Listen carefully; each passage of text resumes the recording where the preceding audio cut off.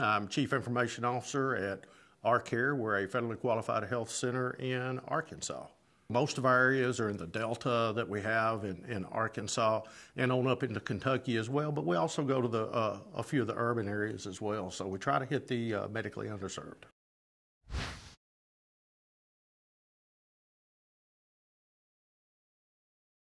Yes, we have. We actually did Medicaid. We attested Medicaid, meaningful use, and we have received our monies last year. You know, early on, being what we would consider early adopters, we were able to get in this and look at our security assessments, do our network studies and things like that, the things you need to do prior. But we worked with our local regional extension center, and they helped us right through it, and it was great. We had some help with CMS. We used HIMSS resources, and we jumped right in, and we registered our providers. Very little trouble at all. I just can't imagine why someone would not want to seek out this money to better the health information technology.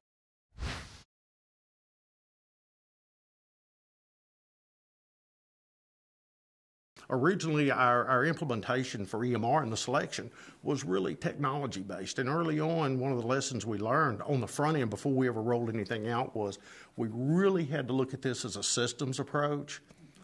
But the message was it's not about the technology, it's about the information. So early on, we had that, that observation, and it was almost like it was a moment that you have, the aha moment. It was one of the greatest ones I've ever had, that this isn't about technology. This is about information, and the information is for the patient. It's about the patient, and it also allowed us to redefine how we look at patients. We now look at them as customers, and we look at ourselves as concierges and trying to deliver those services.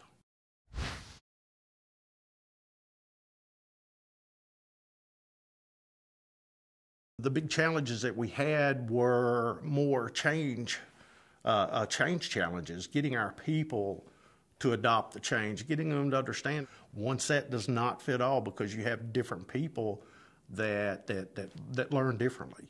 So human capital was the biggest challenge that we had, to get past our people to understand that we're doing it a different way.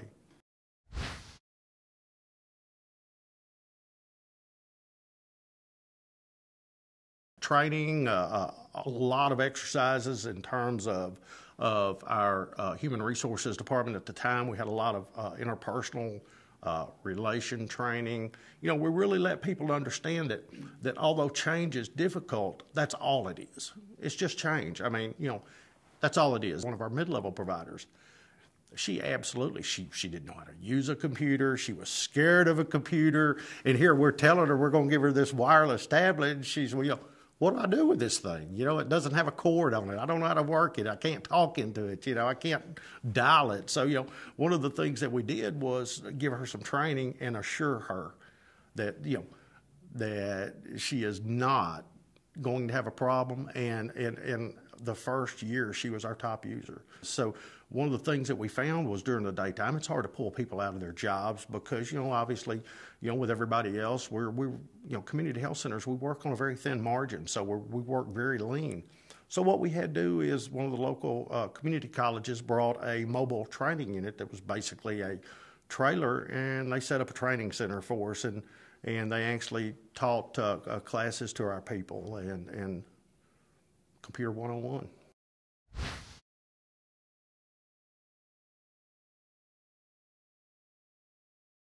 First and foremost, the CMS website.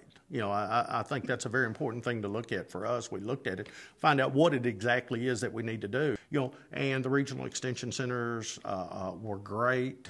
The whole process was fantastic. But between HIMSS websites and on the meaningful use, CMS, HRSA, everything just aligned. It was absolutely dropped in our lap, and it's the most amazing thing, because we're using that to not only fortify our existing technology that we have, but push it to the next level in creating new partnerships with that money and engaging other health departments, that public health that doesn't really have the money.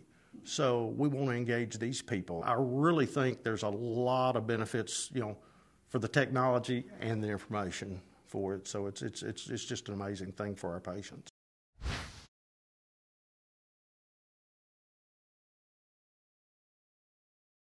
Being able to put protocols in for treatment, being able to consult with one of our other physicians, whether it be an internist or an intensivist, and being able to have that communication is invaluable to people in rural areas. When we ask our patients what it is that they really want, they told us, and it's just to hear them out and be able to document what they're telling us. We're able to do that now. We're actually able to consistently get a message across the board for that patient within that provider panel. They know exactly what's going on with that patient. It's a situation now to where, hey, come on in, Bill. You know, I saw you were here last week. You know, I was working in another clinic, but I saw you came in last week. Tell me about the cold.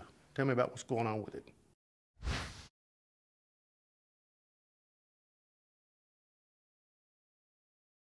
So many people fall into that trap saying, look how this is going to, look what it's going to do for us today. We're going to better our billing. We're going to better our care. It's not about today. When you're looking at EMR, you've got to look at something that you're prepared to stay with 5 to 7 years. Look at where the trends are. Make sure you understand where everything's going, and make sure you know where your organization, your company, or your practice is going to be, and then select your vendor, because you may find that you find yourself limited in terms of scope of practice if you don't.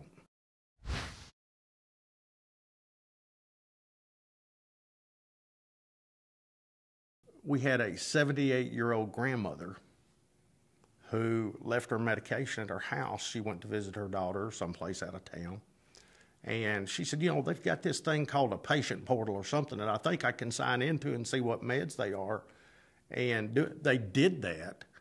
They were able to get her meds refilled. She was a diabetic lady that had diabetes, and they were able to get them refilled, know what it was, and know everything about the care, see the labs, because ultimately what she had to do is that she ended up having to go to the doctor in that town because of a problem that she had, and the doctor had access to all that information. The days of healthcare providers and people in healthcare thinking that we're totally responsible for a person's healthcare is over, because now we have tools we can engage the patient, let them be a part of their health care, such as self-management education programs, adherence programs, you know, devices that can go to the house to help us manage their hypertension, or at least to help understand it. So, you know, the benefit to the patients, they've access to their information, to their health care. Never before have we been at a time that me as a patient could go in